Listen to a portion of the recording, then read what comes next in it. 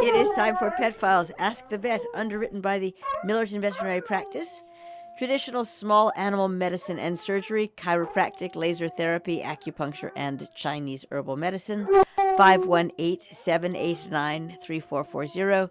MillertonVet.com. With us this day, this wonderful, fine day, Dr. Carolyn Cannon, owner and chief veterinarian at the Millerton Veterinary Practice. I did it.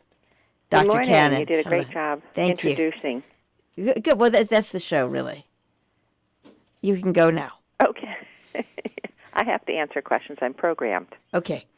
Have you got some questions for me today? No. Okay. Okay. Too much rain? Exactly, and that they melted like the Wicked Witch of the West. All right. Kelly from Kent, Connecticut, with Jerry, the 4-year-old Basset Hound mixed. I've heard about the flu that's going around, and I'm worried about Jerry getting exposed. I wonder if I should be getting the influenza vaccination for him. He is a young dog with no health issues. We live in the city during the week and in Kent on the weekends. Jerry is a perfect name for a Basset Hound. Don't you think? Yeah, it's a Basset Hound-looking dog. So that is a timely question. Everyone's talking and worried about influenza. It is transmissible quite fairly easily between dogs through contact and through aerosol, just like it is with people. So sniffage. And the dogs can spread it before they have any symptoms. So that's somewhat worrisome, of course. And the fact that dogs travel so easily on the East Coast and sometimes farther than that on a regular basis. So the decision to do the influenza vaccine is certainly a very individual one, and it depends on the exposure that your dog is likely to have to other dogs who are not in a controlled environment. So in New York, there was an outbreak of influenza. In Brooklyn, I thought? In Brooklyn. Yeah. Mm-hmm, in Brooklyn. So it was in the city. There have been, to where we live here, there have been cases as close as Danbury, I believe, and Stamford, but I don't know that I would call it an outbreak. So we haven't had many dogs come down with influenza. So you have to ask yourself, what is my dog's exposure? If I have a 8-pound Chihuahua that only comes down in my brownstone and goes into the backyard and then doesn't go on the sidewalk and doesn't sniff nose with other dogs, probably not. But if you've got a dog who's in the city and on the sidewalks and greeting everyone and other dogs especially, or goes to a dog park, you don't know these dogs and where they've been, then there is, I would guess, significant risk of exposure to influenza. If you have a healthy dog, most healthy dogs, just like healthy people, can overcome influenza, but they get pretty darn sick and sometimes need hospitalization. What are the what does dog flu look like? How do you know that you're... Mostly it's respiratory disease. They can also have gastrointestinal symptoms like people can, but they mostly have respiratory disease. So they start with a cough and oftentimes also have a fever.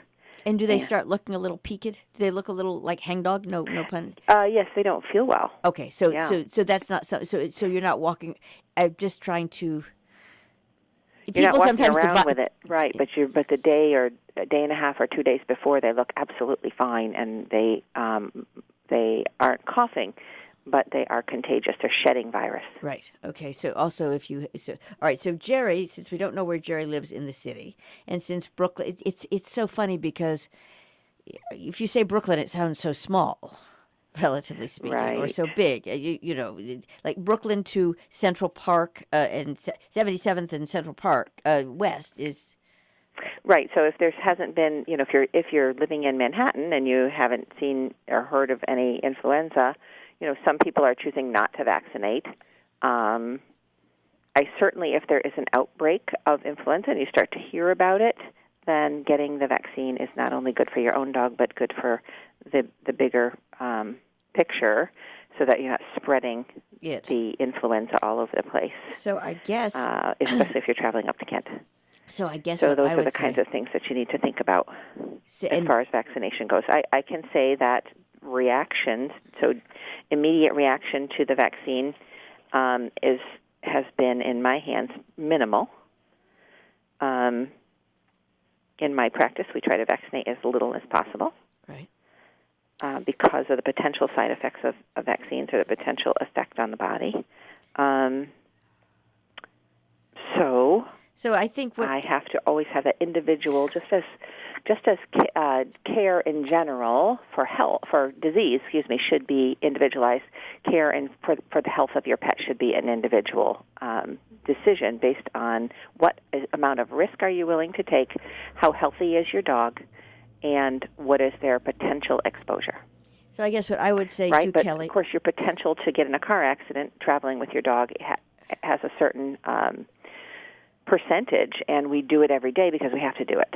So, you have to keep all those things in mind, risk versus the benefit of getting the vaccination. Kelly should talk to the vet basically because there are 3 questions that you raised that are totally valid, which is how much exposure is Jerry having, and and it's an individual. The point about it being an individual decision is relevant. So yes, thank you. In the end, it sort of defaults to, hey, talk to your vet about your situation so that you can make an informed decision about the vet's client, basically, and your dog. And that's true for any vaccine. Pretty much, yeah. And no, but I just going way back. There was such a plethora of vaccinations. It's like it was such an automatic that you don't want that. By the same token, you don't want your dog running to the dog park, sniffing noses, etc., with other people that you don't, other dogs and stuff that you don't know, and then coming up and just meeting up with other dogs. Right. I think you need to take. It's a balancing act. Yeah, precautions that make sense. Right, and one last quick question about that. If you have a household full of dogs, does that change your calculus?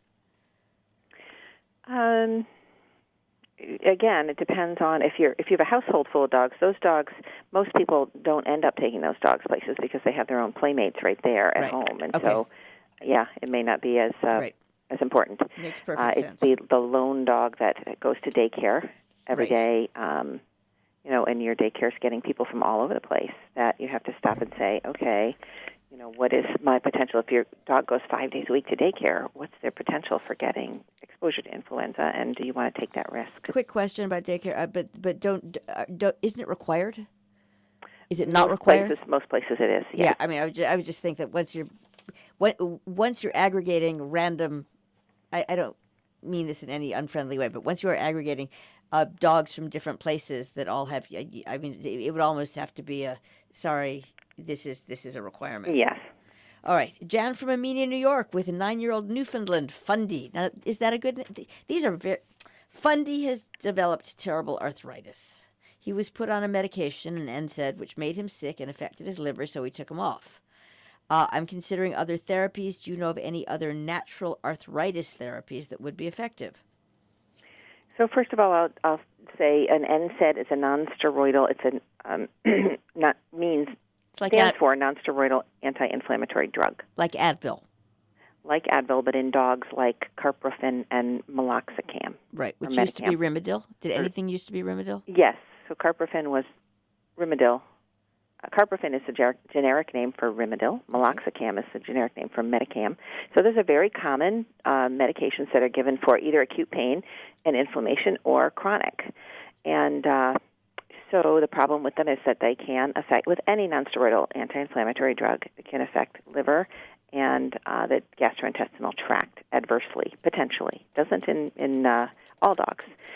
So, yes, there are many, many therapies, other alternative therapies for arthritis, and simple things that can be done early on. So when you have, the conversation with your veterinarian early on about, my dog is a little stiff now when he gets up, maybe at 5 or 6 years old, that's the time to start addressing it, and I thought I would just throw that out there. Because if you can do some intervention early on, you have a dog who has a longer life without those nonsteroidal anti-inflammatory drugs.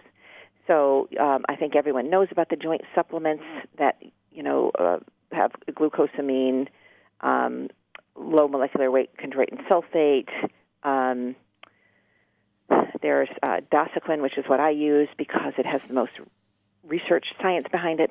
It uses avocado. It's ASU. It's avocado/soybean unsaponifiables. It's another anti-inflammatory, natural anti-inflammatory. And then there's curcumin, which is from turmeric, which also has anti-inflammatory properties.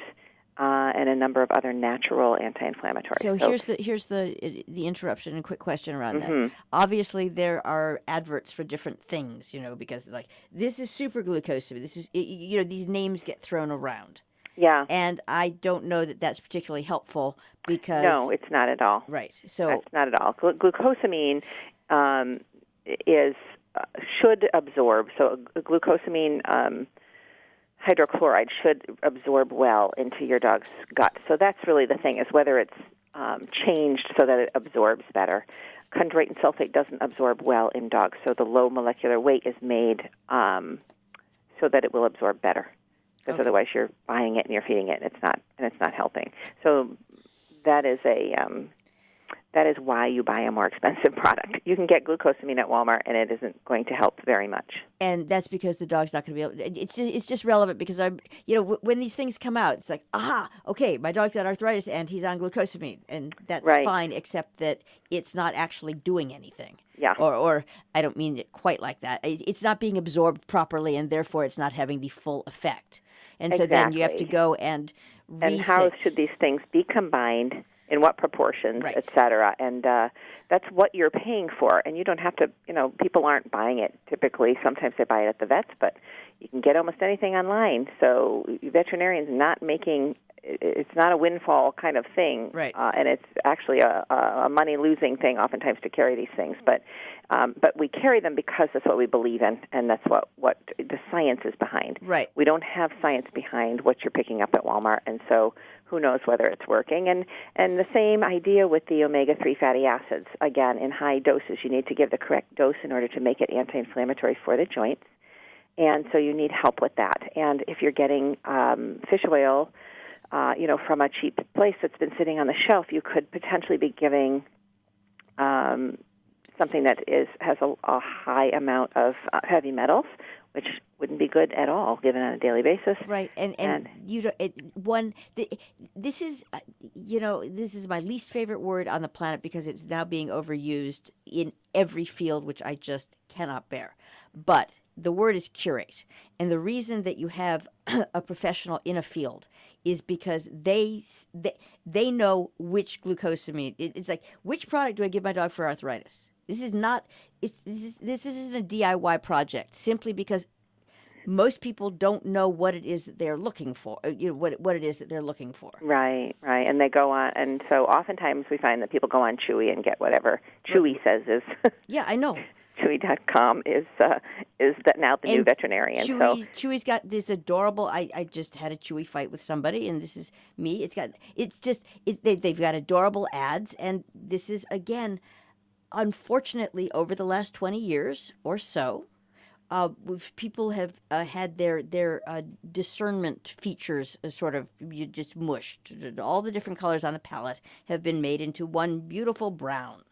So it's like, okay, that's a cute dog, and it says every product, so I can get it for cheap. And the essence here is and they know how to market to people, right? They know exactly how to market to you, and they actually put something on that's less expensive than they're paying for it to attract you there. Which is called a loss leader in stuff. any retailing, but that's and that's fine as long as you're aware of what's happening to you. But basically, you need to know. But the upshot is you need to know what product to order from Chewy.com. Yes. And that is where, once again, this sounds like thanks for the questions, just call the vet.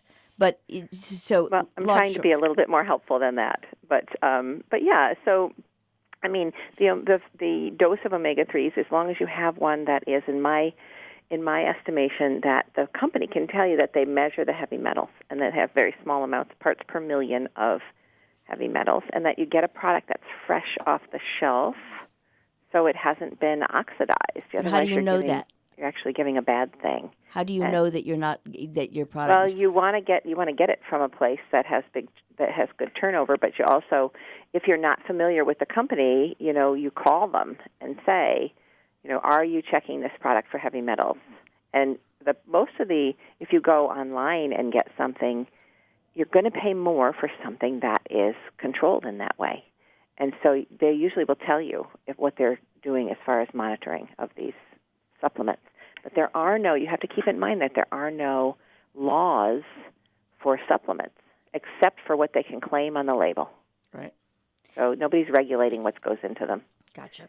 In a close way. So, but the rest of the question would be addressed as far as arthritis in general. Laser therapy, great idea for arthritis if it's local to certain joints. Acupuncture, chiropractic, canine rehabilitation therapy, all those things are absolutely wonderful and can take the place of nonsteroidal anti-inflammatory drugs. Just for pain, there are other medications that won't tend to bother the liver and the stomach, such as gabapentin. But that would have to be a conversation with the veterinarian. But lots and lots of things that can be done. Moving those joints is so important, and so you need to find a way to get those joints moving. Okay. Tom from Millerton with a 9-month-old Shiba Inu, Yuki. Yuki is never good on the Shiba Inu pronunciation, but they're so cute. Yuki is scheduled to be spayed in a couple of weeks. I remember after having my previous dog spayed, she had to wear a dreadful collar that stressed her out, and she seemed to take out everything in her path. Does she really have to wear it? I am with her all day because she goes to work with me. Every dog who is spayed, in my opinion, needs to have protection so that they won't lick and chew at their incision. And always the dreadful collar is sometimes, in fact, the biggest decision that people have to make it to have surgery on their dog, to have a growth removed, is the fact that they have to wear the collar. Believe it or not. They simply cannot come to terms with the dog wearing the collar. I'm certain that the collar bothers people more than it bothers the dogs. But there are lots of alternatives. So many people are going to something called a Sergi Snuggly, which is a little bodysuit that fits over their entire body that will cover that incision and prevent them from licking at it. So that's a great answer as an alternative to the cone. If you have a cone that's fitting well, the dog can actually eat with the cone. They can sleep with the cone on. I think people have had too much experience. This is a civilian thing with the hard cones with their dogs bashing into doors. Yes, and I have to say that some dogs are so incredibly to that incision that they will that they sometimes have to wear a hard cone. But the Sergi Snuggly is helpful. Okay, that's a cool thing. Yeah, and then for those kinds of surgery, and then if there are gashes or growths that are farther toward the front, then you have the option of the inflatable cone, and there's that bite knot collar, which is very stiff. It looks like a neck brace. So there are other options. People are definitely inventing solutions. All right, Sarah from Sheffield with a 5-year-old cat with Muse. Muse has been put on a prescription diet for food allergies. She's on venison, which is very costly. I was in the pet food store the other day and saw they now have a venison diet with it, which is half the price, and I'm considering giving it a try. Would you recommend the switch? I think we covered this with Jan, but go ahead. It's this is a bit of a complex matter because the food allergy thing can go a couple of ways. You're trying to find, with putting a dog on venison or rabbit, you're looking for a novel protein, so a protein that their gastrointestinal tract has likely not been exposed to before, because food allergies usually involve the larger proteins in food. So a novel protein, venison, rabbit, those are becoming less and less novel these days. I would think. So because they can often be added to other foods. So, but if truly your dog has never eaten that, it's not a bad idea to try that. You can also try a hydrolyzed protein diet instead, but that's another story. So if you are going to try, though, a venison diet, if you're going to try a food elimination diet, then it's imperative that you try a limited ingredients diet. So it's not just the fact that you're feeding venison as meat, but you have to have, number one, the food sourced correctly so that you're getting a good source of venison. You're not getting it from China or something like that. And that you have limited other ingredients so that you don't have a huge amount of things in it. And that is not easy to do and balance a food. And that's why these foods are more expensive. They're prescription diets, and they are more expensive. So getting one off the shelf, you're not doing the same thing. Simple as that. Yep. And that's why it's so inexpensive. Yeah, and that's just it's the bottom line.